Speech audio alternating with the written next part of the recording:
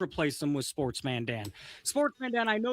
Rob. Also, real quick, shout out Sportsman Dan.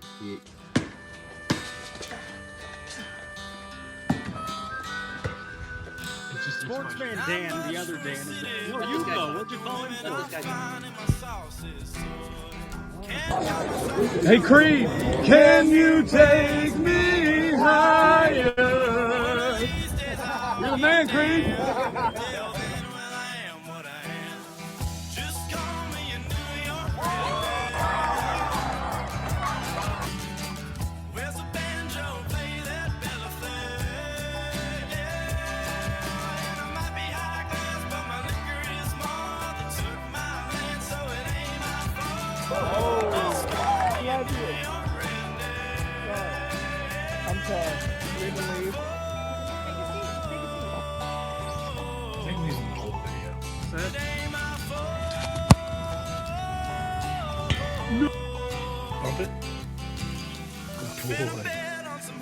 The track drive into Brooklyn ain't never coming back.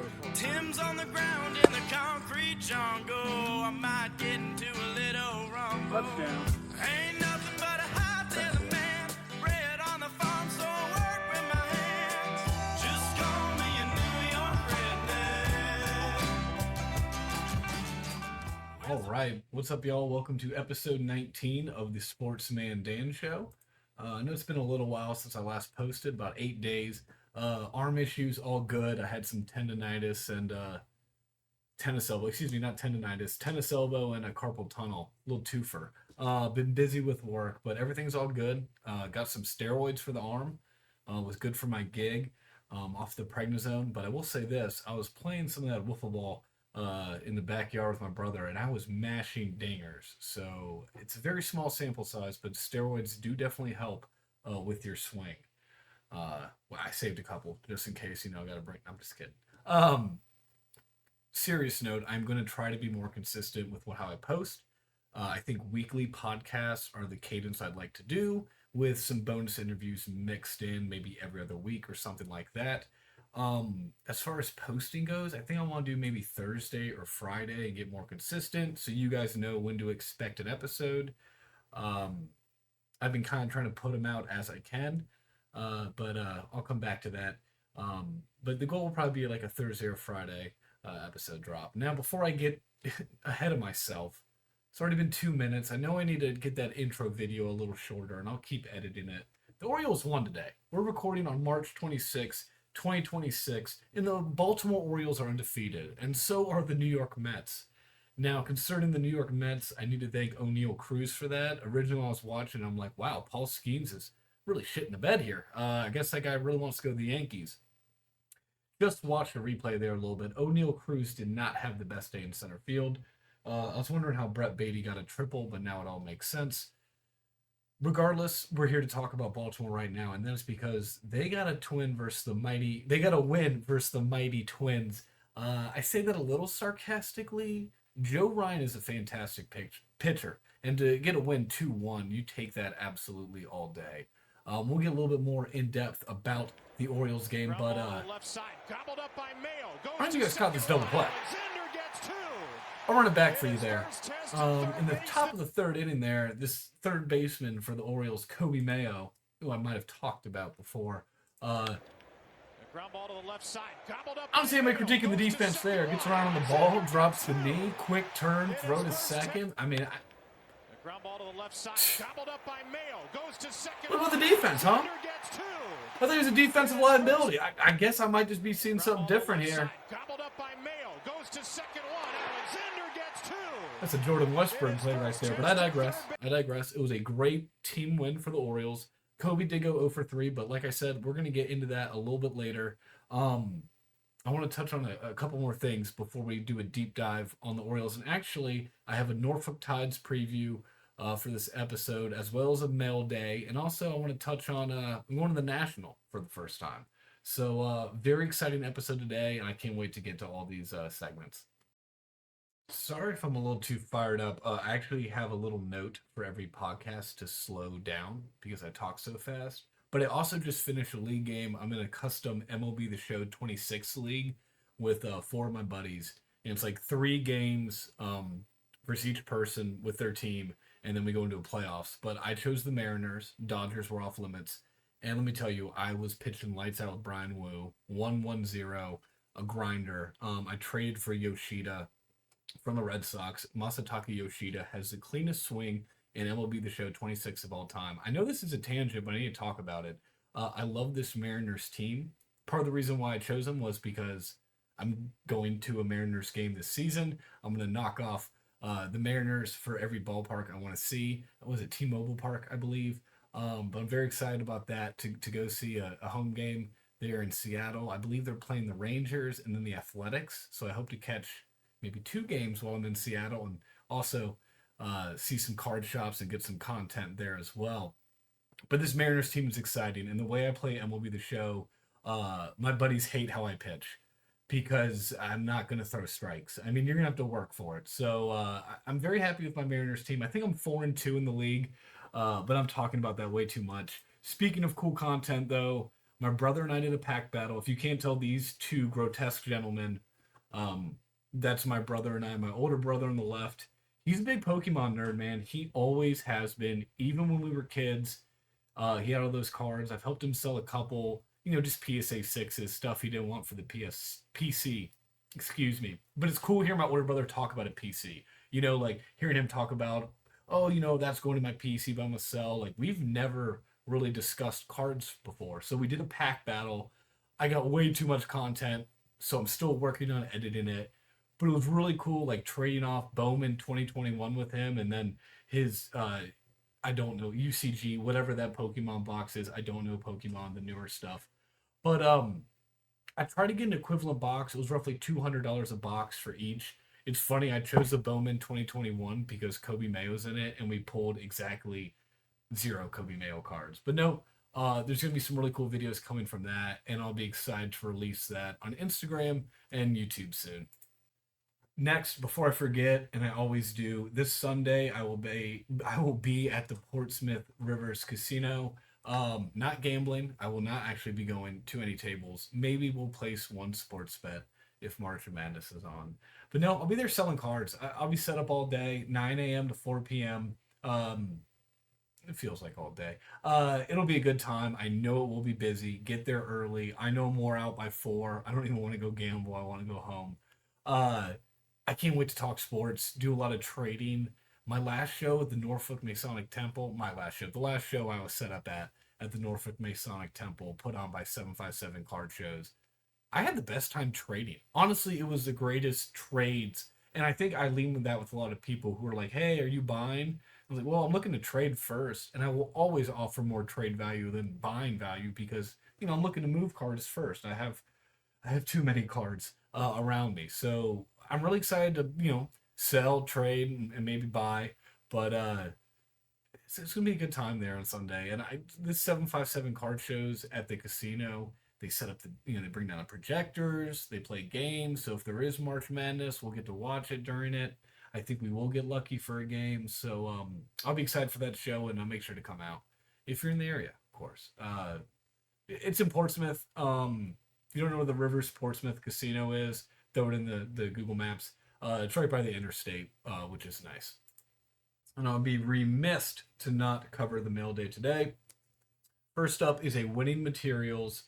Those are both game use patches from Mark Brunell and Clinton Portis. What's really cool about this card, this is right after Mark Brunell got traded. So it actually says on there it's a Jaguars game use patch for Mark Brunell, and then a Redskins game use patch for Clinton Portis. You got the old Redskins logo on it. I mean, it's just a sick card. Oh, a Brandon Young, tops now, gold to 50. He will be in Norfolk. Actually, I'll be going to the Tides game Friday. Hope to get that signed. That is a super cool Brandon Young cards. He recently got cards. He didn't have any last year. So I'm really happy for him. Yermil Geraldo, he made the Orioles opening day roster. That's his tops chrome. The Sapphire Gold is 50. But that's a pretty cool card for less than $10. I think Yermil Geraldo is a guy to buy now. We got a Coby Mayo Magenta Topps Finest, numbered to 200. Less than $5. Can't beat it. Brandon Young, another gold to 50, but that's his Topps Series 1.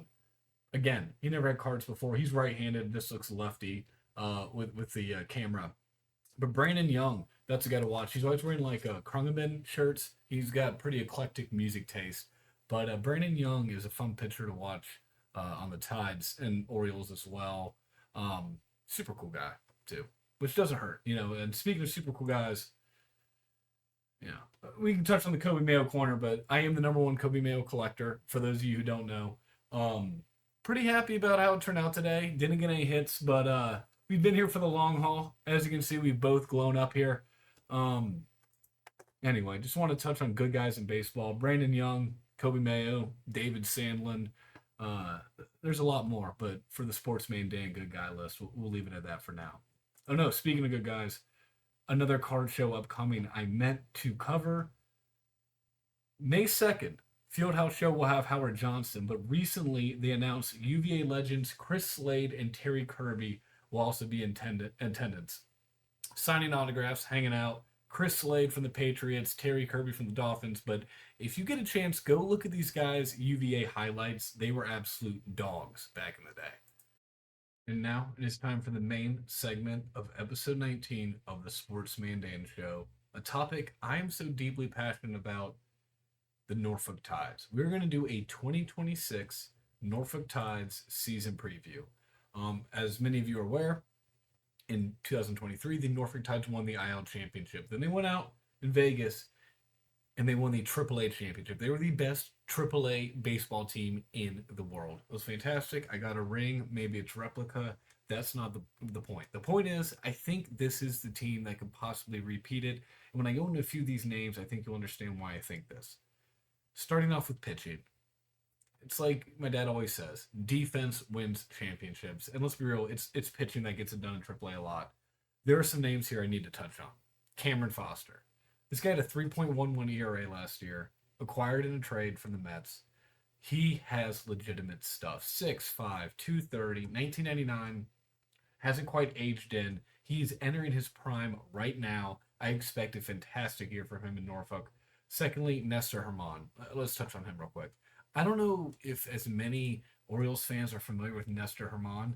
24 years old, 6'3" out of Seattle, right? An 11th round pick. Look at those stats, right? A 1.18 whip, 3.93 ERA with a 3.06 ERA and a 1.09 whip career in the minor leagues. The stuff I've seen in Norfolk, I'm telling you, he is different. He's special with his pitch mix. He can overpower guys. He can drop the floor on them. His breaking stuff really is unbelievable. Followed up with Trey Gibson. Hometown hero. Fun fact, Trey Gibson and I went to the same high school. Actually, the keyboard player in my band, the Sidewalk Slammers, had a gym class with him, and they're boys. But anyway, so I guess mutual friend of a friend. Anyway, Newport News, Virginia. So cool to see. Even if I didn't know the guy, and I don't know the guy, even if I wasn't a friend of the guy, Trey Gibson is legit. The stats maybe aren't telling the real story here, because if you watch him in spring training, you know that he throws 5 pitches effectively. His slider is some of the nastiest stuff I've seen. He must get at least 8 inches break on that thing. Trey Gibson I could probably talk about for the entire episode, but up next I want to talk about Jackson Coar. And I'll just look at it. I mean, I'm barely through the list of pitchers for the Tides. Jackson Coar, check out these stats. 2025, he had a 2.81 ERA and a 1.31 whip. This guy almost made the Orioles roster. I mean, having him down in AAA, 6'5", 200 pounds, he's been around. A former first-round pick, that 1C, the compensation pick. He's still a first-round pick. This guy is a gamer, and this is a guy I wouldn't be surprised if he has a sub-2 ERA his whole time in Norfolk. And he'll probably get called up relatively soon. All right, just go down the list a little bit more. Dean Kramer, you guys heard of that guy? No, I mean, to have Dean start off the year, hopefully he's pitching tomorrow. I'm recording this on March 26th. I'll be attending the Tides game tomorrow. I mean, Dino on the mound, you expect to win pretty much every game in AAA that he's starting. Chase McDermott, fantastic pitcher. I want to see him in the bullpen. I think this guy has so much potential. I think his stuff is getting really close to getting to where it needs to be in the major league level. I'd really like to see Chase out of the bullpen. I'm really high on him. I think this is his season where, honestly, it all comes together. Oh, another cool name here, Elvis Peguero. So this was a late addition by the Tides. I saw him pitch a lot for the Charlotte Knights. He's an interesting guy. He's one of those guys in minor leagues seems to dominate, but in the majors he hasn't quite put together. But you want to see a gamer and a guy you want to put in clutch situations. He's seen a lot, and I would not be surprised if he comes out and is one of the better pitchers for the Norfolk Tides. Excuse me, I can't talk tonight. All right. Finally, I mean, like I said, I'm trying not to talk about pitchers the entire time, but I'd be remiss not to speak on all these. And the Catholic curveballer Cade Povich must be talked about. 6'3", 185. They call him slim. Another guy like Chase, I would love to see him come out of the bullpen. Now in Norfolk, I do think he should start. This could be the chance he kind of shows he can get out of the fifth and the sixth inning. This, I don't know any other than, obviously I'm big on Coby Mayo. I'm big on Jackson Holiday. Cade has a huge ceiling. We have not seen the best of Cade, and I'm very excited to see it in 2026. I think him starting off in Norfolk, getting his feet under him, I think this could be a breakout year for Cade. I really am high on him. And I think card-wise, we talked about value with Russ. Cade's a guy I'm buying right now. Josh Walker, another lefty, slept on. I am so happy to have him in Norfolk. I watched him on the Mets. This was a sneaky pickup by the Orioles, and maybe it's just to help the Tides win a championship. If so, thank you, Mike Elias. Levi Wells, Cameron Weston. I mean, both those guys are legitimate starters, possibly in the majors. Possibly. Cameron Weston has some stuff to prove, but I'm telling you, this Cameron Weston kid, let's check out his stats. He's special. Okay? Last year was a little bit of a rough year. Career-wise, 3.77 ERA, 1.26 WHIP.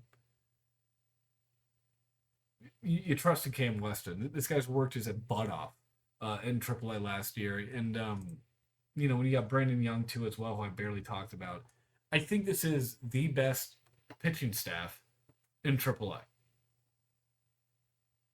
in my opinion. I mean, there's guys I haven't even touched on. Moving on, Silas Ardone, he's a solid catcher. He's also a solid third catcher. He had some big hits.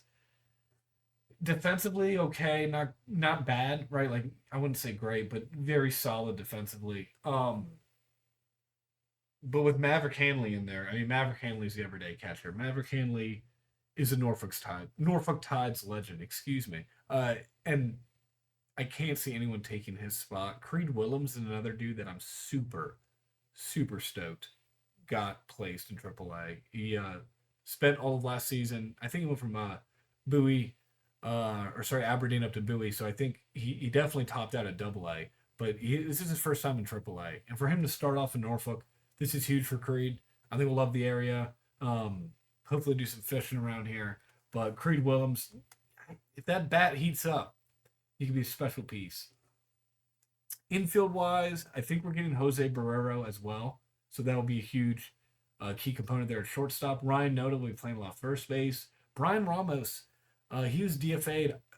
I guess he is going to come down and stay with us. So I didn't know that yet. So that's news to me. I know he's designated for assignment, and I didn't know if he cleared waivers or what the deal was. So having Brian Ramos at second base, he was great on the Charlotte Knights. Broke through a little bit with the White Sox, but not totally. Big bat. Having him at second base is big. And then Luis Vasquez, I think, is a phenomenal shortstop. I think Jose Barrero, probably gets the nod there with the injury. And then Weston Wilson will probably be our third baseman. He's not listed here, but inside source. As you all know, Weston Wilson will probably be there at third. In the outfield, my guy, Enrique Freaky Speed Bradfield Jr. out there in center field. Judd Fabian probably hold it down in right field. Don't sleep on Judd. I know he has an uppercut swing, and the average wasn't quite there, but still a high ceiling on Judd Fabian as well as EBJ Jr. Donski Noel, Big Christmas. Excited to see him in Norfolk. They say Harbor Park isn't the most friendly for home runs, but when you're 6'4", 250, prove everybody wrong. Will Robertson, haven't seen him yet, so I can't speak on him, but I heard good things. And Reed Trimble, switch hitter, very fast. He's going to be a great piece out there in the outfield. I would rate, honestly, our pitching A, Infield, including catching, probably like that's tough. I would put it as like a C plus, maybe B minus. I think our catching helps us out because Maverick Hanley's the best catcher in AAA. He does everything right. I mean, he really does everything right as a catcher. You could not ask anything more from Maverick Hanley. All the little things. I mean, framing, making the extra play to get the out, hustling, covering the bag, backing up the guy. And then he was batting 375 last year. So no, Maverick Hanley is the man. Having Creed there and then Silas, there is not B minus in our infield, considering Jose Barrero is there. And right now we have 3 infielders listed. So I guess anything higher than B minus, it would be tough. Outfield, I gotta go A. Reed Trimble, Enrique Bradfield Jr., Judd Fabian, Joeski Noel, and I didn't even touch on Will Robertson. That's an A outfield in the International League. We'll see if I'm correct about all these things, but this is a championship team. I mean, am I ready to get my heart broken again? Maybe, possibly. But I haven't been this excited about a Norfolk Tides roster since 2023, probably. I didn't even mention Jackson Holiday's down on a rehab assignment. Oh, and Jordan Westberg will probably be filling in too. But anyway, they talk about who cares about minor league baseball. Me. I do. I want to see another championship. And honestly, if you don't, I mean, I should go get the replica ring for a second. But no, it was like, I didn't get a class ring because who does? It's like the same company that did the class rings, but it's got the Norfolk Tides logo in it. I mean, it's like engraved on the side with the O's. Let's get 2 rings, guys. Come on. This is a team to do it. Start off with a win tomorrow. Let's sweep them. We're playing the Memphis Redbirds, which is the Brewers. Oh, I'm sorry. Excuse me. We are not. We are playing the Nashville Sounds, which are the Brewers. AAA. They got Tyler Black, Jefferson Cuero, some good players, but no match for the Tides. All right, and before I wrap up this podcast, I do want to touch on I'll be going to the National for the first time. I'm super excited about this. I'm figuring out what guests I want to get autograph. I mean, Ric Flair, that one. They finally released autograph guests. I'm not sure what I want to do. I got the VIP, the basic VIP, not the one that's sold out. But Ric Flair, Mike Tyson. I met Cal Ripken as a kid, and also I'm not sure I can get the Fanatics exclusive. I'm not quite sure how that works. But anyway, anyone else going to the National, let me know. It's my first time, and I'm super excited, and I know I'm going to get very overwhelmed. That is it for episode 19. I was going to do this day in history or today in sports history, but it's like nothing good.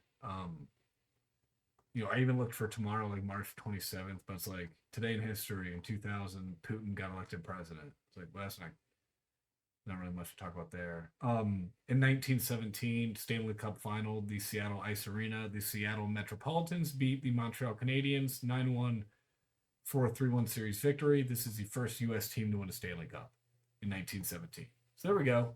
Shout Seattle. Big hockey guy now, apparently.